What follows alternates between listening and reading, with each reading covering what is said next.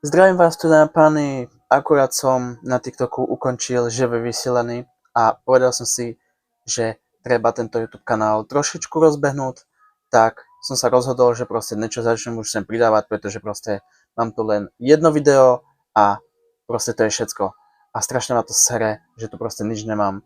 Keby tu mám aspoň nejaký obsah, tak tu môžeme vysielať naživo. Tak keďže proste ja tu nemám nič natočené, tak proste ľudia si nemajú čo pozrieť a tým pádom, keď si nemajú čo pozrieť, tak ich na mojom kanáli nič nemôže ulákať, chápeš? Víš, jak to myslím? Takže zdravím všetkých mojich ľudí z mojich TikTokových streamov, ste bombastickí, mám vás veľmi rád a nikdy sa nemente, buďte takí, akí ste a to je za to odo mňa všetko. To je také nejaké uvítacie video, ktoré som proste chcel dlhodobo natočiť, aby ste vedeli, že proste chcem sa proste tomuto kanálu začať venovať, pretože nemôže tu na to sedať prach, víš.